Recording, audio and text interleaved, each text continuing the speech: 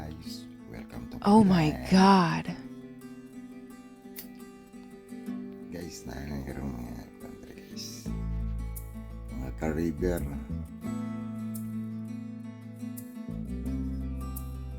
Mauna na akong mga old friends, nagkita-kita rin sa wakas.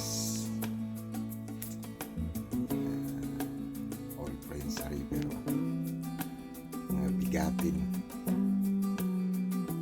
Pue. Sige naman po. Boleh the prayer. Pastor. Ari si Pastor Kibuloy. Pastor, sige. Sige, go po, Pastor. Why mga unang words niya? Sige.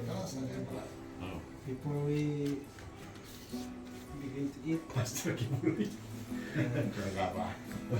share the word from the Lord.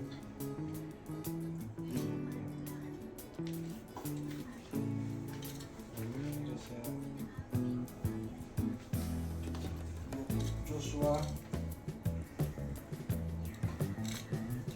1 verse 8.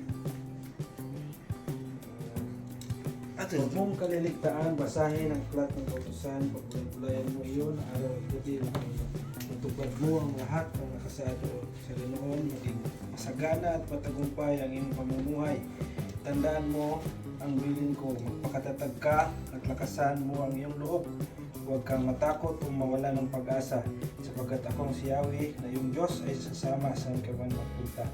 Thank you Lord sa iyong word. Kapatid, maraming salamat sa pagkakataon nito na tayo nagsama-sama. Isang napakalaking pasasalamat sa Panginoon at inalaw niya na tayo magkasama dito ngayon. Isang blessing para sa ating lahat at patuloy natin i-acknowledge sa presensya ng Panginoon sa lahat ng aspeto ng buhay natin. Dahil sa mga pagkakataon na ganito tayo nagsama-sama upang patuloy niya tayong gabayan at pangunahan sa lalo sa blessings, sa mga pamilya na mayroon tayong iniwan sa ating bahay at patuloy tayong gabayan ng Panginoon dito sa mga trabaho natin. Ang balitaan natin nakaraan lang po na may nangyari sa mga kailog natin, hindi natin hawak ang buhay natin bagkus ito'y inaangat natin sa Panginoon. Kaya sa lahat ng panahon tayo itatawag sa Kanya sapagkat napakalinaw ang Kanyang sabi dito. Huwag kang matakot o mawala ng pag-asa sapagkat akong si Yahweh na yung Diyos ay kasama mo saan ka man mapunta. Yeah.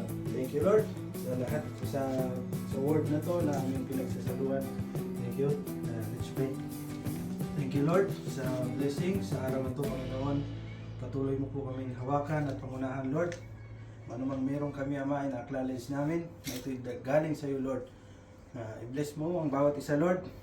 Hawakan mo palagi ang kaming puso at isipan na maintindihan namin ang kahalagahan ng iyong mga salita at pag-unawaan, pagmamahalan sa bawat isa Panginoon. Gawin mo po kaming ilaw at asin sa mga kasamahan na aming mga may encounter Panginoon. Makikita po nila ang kabutihan mo sa buhay ng bawat isa. Maging sa aming mga amo Lord na aming pinagtatrabuhuan ngayon, ikaw po ang maghawak ng kanilang puso at isipan upang patuloy po nilang makita ang trabaho namin Lord, masatisfied sila at kami rin po ay magtatrabaho ng naayon sa iyong kagustuhan at plano sa buhay namin Panginoon. Maraming salamat Lord, na-acknowledge namin ang lahat ng mayroong kami Panginoon na hindi aksidente lamang bagkus ito'y blessing mo galing sa iyo Lord. Ito'y resources lamang Lord, ikaw ang source ng lahat ng ito. Kaya maraming salamat Lord sa word na aming pinagsasaluhan, maging sa pagkain na to Lord. I-bless mo to upang ito magbigay lakas, hindi lamang sa aming physical na pangangailangan, maging sa aming spiritual na kailangan Lord. Ikaw po ang magbusog nito Lord. Kaya ikaw na pong bahala Ama. Patuloy namin nilalapit sa iyo Lord, hinihingi ng tawad ang aming pagkakasala simula nung una hanggang ngayon. Sinadya man po hindi, patawad Lord. Patuloy kang mamuhay at iyong presensya po ay at gabay sa aming buhay. Kaya Ama, tinataas namin sa iyong lahat.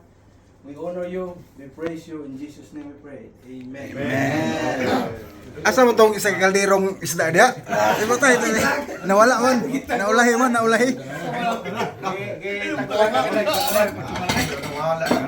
Nabuka na kang tagista eh. Magdalayan sa ibang barko. Lagi na. Kani aris to nga repit daw sa man diari. Diala. Lagi. Nasa adventure pala yung isa. Kani. Grabe kayo na, pre. Pre, ha?